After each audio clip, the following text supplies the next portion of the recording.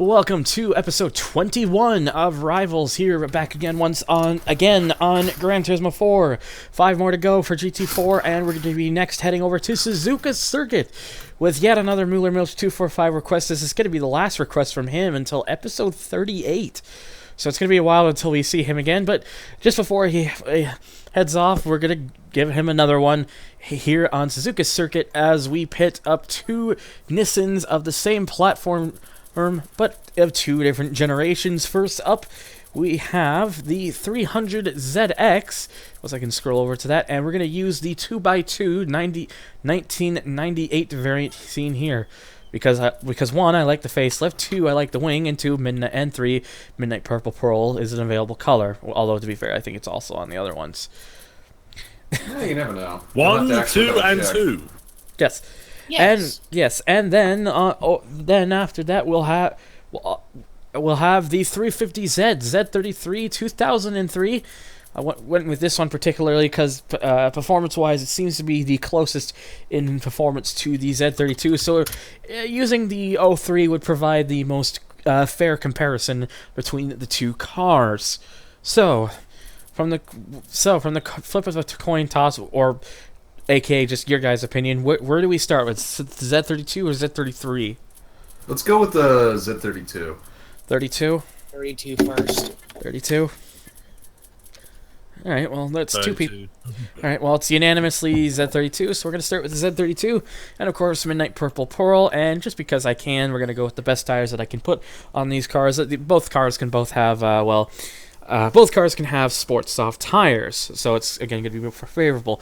So even though the power, according to the top there, mentions 276 horsepower, it says it actually apparently does about 278, although it does weigh about 1,580 kilograms, so it's a little heavy, but it's not too heavy, at least. Now I'm sharing this out to... both Torn and LRC here are watching me do this through a Hangout, so I don't exactly know how smooth this is going to appear. On my end, I mean, I can only do so much on their ends because, you know, Hangouts limitations. Hurry up, Discord, please. I'm begging for the video, please. But you know, we'll see how it shows up on my video, and it so far looks like it's running okay. So it should be all fine and dandy. On my end, it's smooth-ish, but yeah. I can see what's going on. Yeah, like I said, screen sharing on Hangouts kind of sucks. I could do this through XSplit, but then that means I can't use my Shadowplay recording, which for PCSX2 tends to work excellently. So, you know, and I kind of like using Shadowplay. So,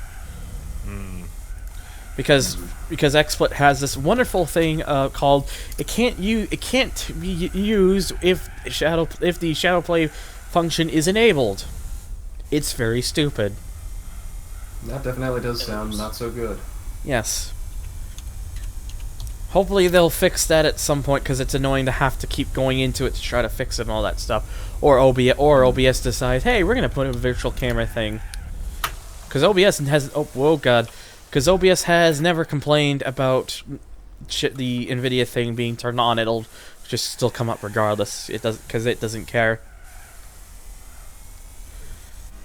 So yeah, because this is a bit of a longer track, I'm going to probably only give these about 2 laps. Just because, you know, last episode where we were on 90s Fuji, and, you know, we essentially had 2 Group C cars. Whereas here we've got, you know, just 2 rear-wheel drive Nissans with around the gentleman's agreement of horsepower in Japan. At the time, that gentleman's agreement doesn't exist anymore. Thank God. Yeah, there was a big gentleman's agreement. Yep. It involved a lot of restricting. Yes. It also involved Hayabusa. Hayabusa! Basically, a slightly big bike with a lot of with much speed. Yes. Much speed. Wow. Yes. I'm pretty sure that to date, the Hayabusa still remains the fastest production motorcycle that was road legal. And I cannot drive this car very well, apparently. Seems to understeer a bit. And by a little bit, I mean, yeah, it's kind of noticeable. So a lot. Yeah, kind of. I know this. I know the Z32 has never particularly been an incredible handling machine, but this definitely kind of feels off. I was at least expecting it to be a little smoother than this. So now I gotta get this. So now this lap's gotta be. This upcoming lap has gotta be better than, well, that, because, you know, going off the track twice will kind of do that to you. And I get a wheel spin, and it gives me 2,000 credits. Yay. I land on top of the roof of the building. I think I got that apex fairly well.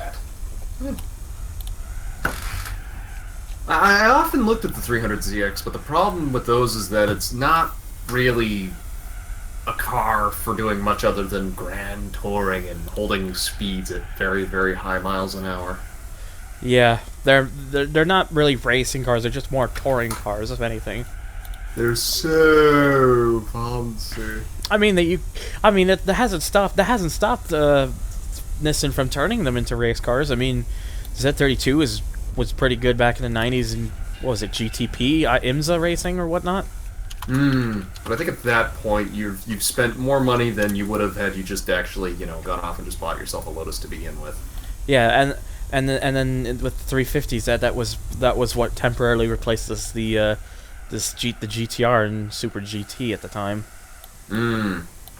Because, you know, there was a period of time where they stopped making the car. So hey, here's what's replacing it. Oh wait, hey, we made a new GTR. All right, we'll bring that in, and we'll be racing it until 2020 when Nissan decides to make a new GTR. Apparently by then. That's assuming that they're still selling them at that point. Oh, they probably will. It's the most recognizable car that Nissan makes. And people, they're still widely praised. So, it would be very stupid for Nissan to pull the plug on it. I was more thinking of everybody buys one and then realizes that, hey, wait a minute, they're all kind of the same. They do their thing and that's kind of it. Yeah, fair enough. Okay, that was the corner where I went wide, so I kind of dabbed on the brakes so I could get a bit of slide, and no, not that kind of dab before any of you start mentioning in the comments. Dab.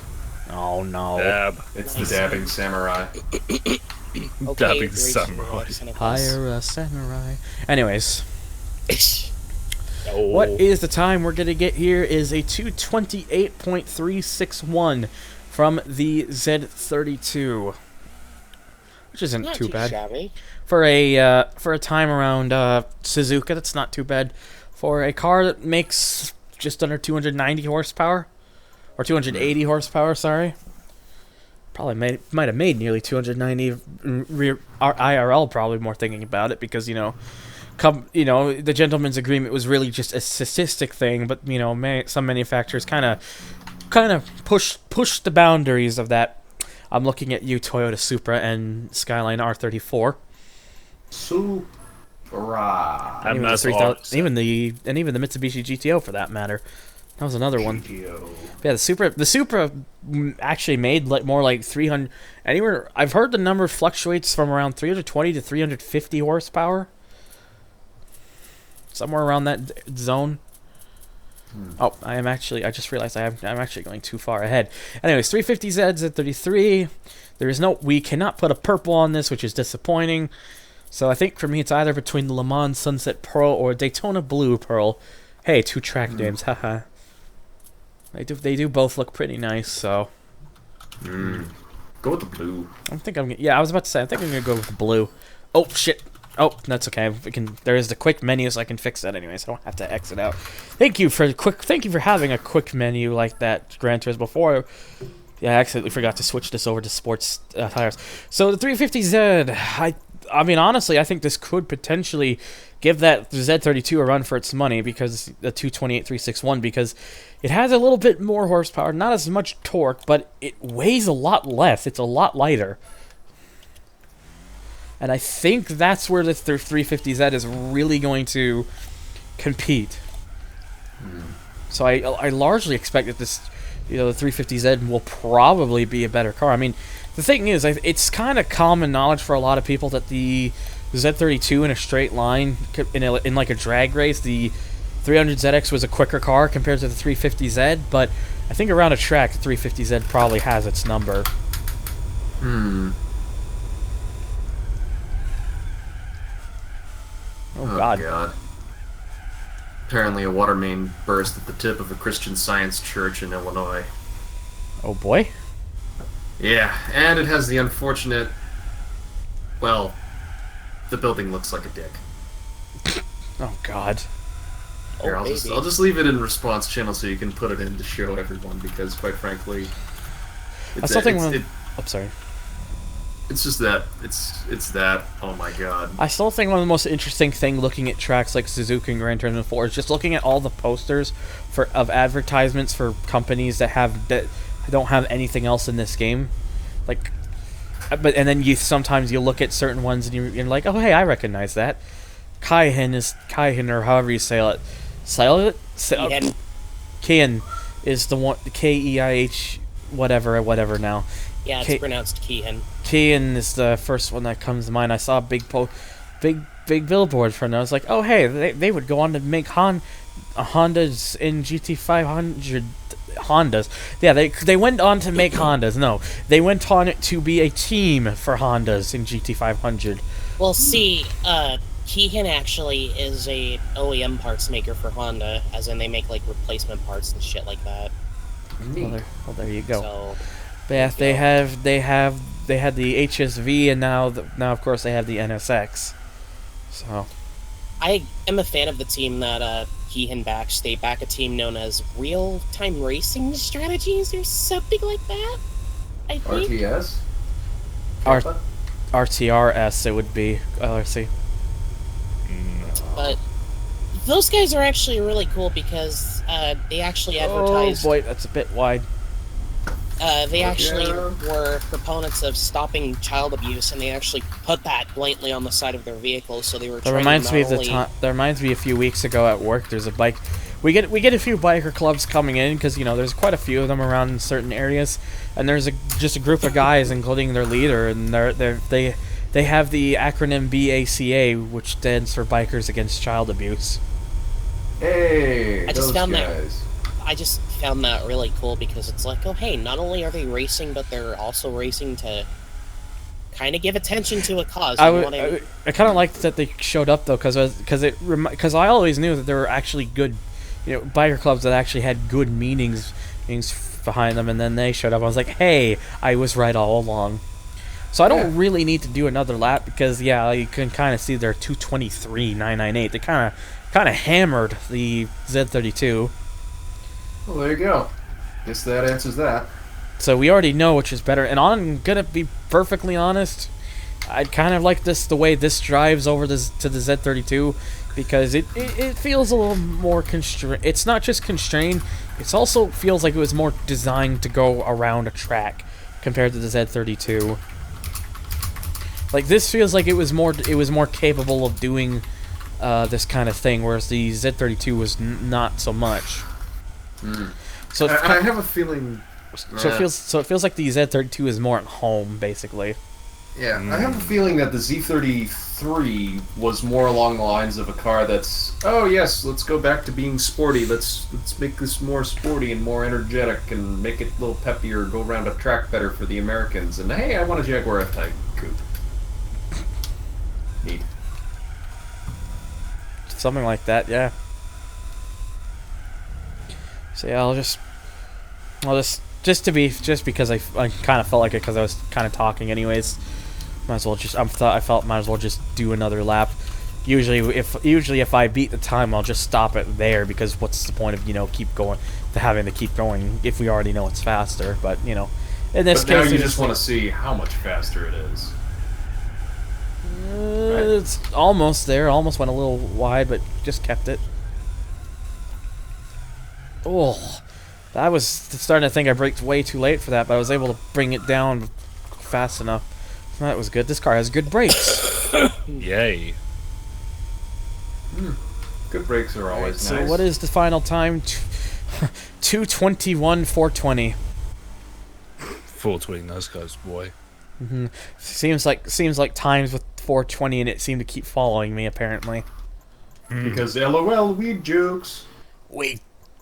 But yeah, so we went about nearly 7 whole seconds faster than the Z32.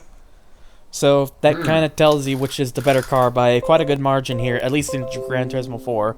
I mean, I would much rather drive a Z32 IRL because they're cooler cars in my opinion, but in this game, in both how fast it goes and how it drives, the 350Z's better. So there you go. That answers that one. Stay tuned for the next episode where we'll be having a fairly interesting comparison in a way you may not expect. So stay tuned for that. And guys, if you want to check out my Twitter, my Twitch, my Patreon, my forum board, or if you wish to submit clips for the highlight reel, those are all down below in the description as per usual. So thank you very much, guys, for watching, and take care. Bye. Bye-bye. I'm a bro.